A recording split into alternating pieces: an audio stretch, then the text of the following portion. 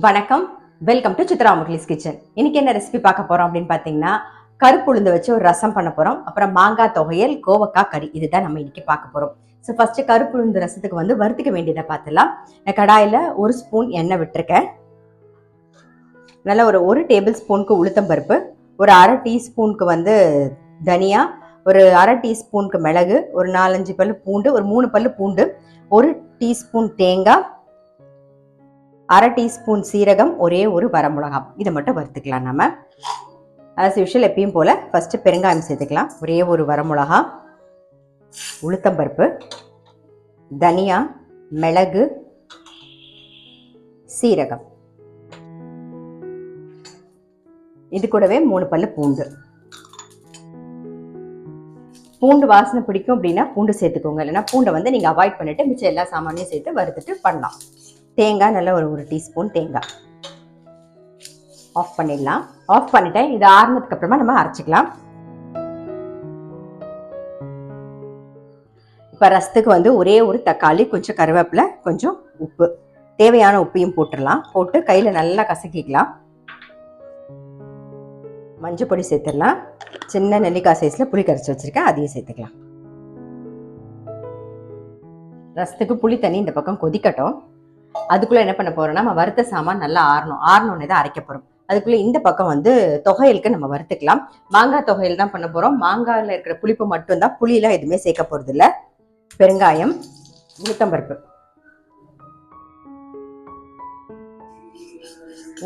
வறுபட்டுருது. இப்போ இதில் ஒரு 3 பச்சை மிளகாய் சேர்க்குறேன். காரத்துக்கு பச்சை மிளகாய் மட்டும்தான். ஆஃப் பண்ணிட்டேன்.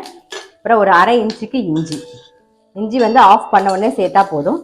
அதுக்கப்புறம் மாங்காய் வந்து நல்ல ஒரு சின்ன மாங்காய் வந்து கட் பண்ணி வச்சிருக்கேன், அதையும் சேர்த்துக்கிறேன். கொஞ்சம் ஆறுனதுக்கு அப்புறமா நம்ம அரைச்சி எடுத்துக்கலாம். ரசத்துக்கு வறுத்தது நல்லா அரைச்சாச்சு. இந்த பக்கம் புளி தண்ணி நல்லா கொதிச்செடுத்து இப்போ அரைச்ச விழுத சேர்த்துலாம். இதுக்கப்புறம் தேவையான அளவு, இந்த ரசத்துக்கு எந்த அளவுக்கு கன்சிஸ்டன்சி வேணுமோ அந்த அளவுக்கு தண்ணி விட்டுக்கலாம்.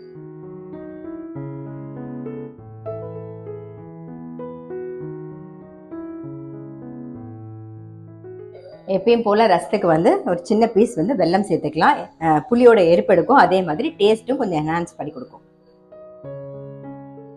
மாங்காய் தொகையலுக்கு அரைச்சிடலாம். மாங்காய் சேர்த்து அரைச்சாச்சு வறுத்ததெல்லாம். இப்போ தேவையான உப்பை சேர்த்துப்போம். நல்லா ஒரு 3 டேபிள் ஸ்பூனுக்கு தேங்காய். மாங்காய் தொகையல் ரெடி ஆயிடுது. இதை மாற்றிடலாம்.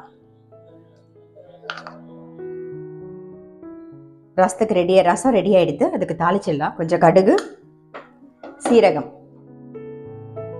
கருவேப்பிலை. நம்மளுடைய கருப்பு உளுந்து ரசம் வந்து ரெடி. அதை மூடி வச்சிருவோம்.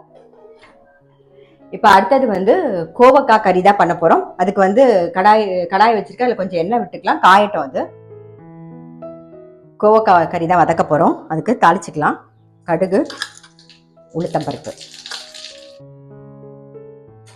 கட் பண்ணி வச்சிருக்கிற கோவக்காயை சேர்த்துலாம். மஞ்சள் பொடி, அப்புறம் கோவக்காய்க்கு தேவையான உப்பு நல்லா மிக்ஸ் பண்ணிட்டு அடுப்பை சிம்ல வச்சு மூடி வச்சிருவோம். கோவக்காய் வேகட்டும். கோவக்காய் நல்லா வெந்திருக்கும். காரத்துக்கு வரமிளகா பொடி, கொஞ்சமாக பெருங்காய பொடி சேர்த்துக்கலாம். அரிசி மாவு 1 டீஸ்பூன். இதை நல்லா மிக்ஸ் பண்ணிவிட்டு அப்படியே பரத்தி விட்டுருங்க. நல்லா ரோஸ்ட் ஆகிடும். அப்படியே சிம்லே வச்சு அப்படியே பரத்தி விட்டுருவோம். நல்லா ரோஸ்ட் ஆகிடும். அவ்வளோதான், நம்மளுடைய கோவக்காய் கறியும் ரெடி ஆகிடும். இந்த ஸ்டேஜ்லேயும் சாப்பிடலாம், இல்லை நல்லா ரோஸ்ட் ஆனதுக்கப்புறமா நம்ம எடுத்துக்கலாம். நான் அப்படியே விட்டுட்டு நல்லா ரோஸ்ட் ஆனதுக்கப்புறம் தான் எடுத்துக்க போகிறோம். இன்றைக்கி ரெசிபி பார்த்துருப்பீங்க. கருப்பு உளுந்து ரசம், அப்புறம் மாங்காய் வந்து தொகையல், மாங்காய் தேங்காய் போட்ட தொகையல். புளியெல்லாம் எதுவுமே சேர்க்கல, அந்த மாங்காவோட புளிப்பு மட்டும்தான். அப்புறம் கோவக்காய் காரக்கறி.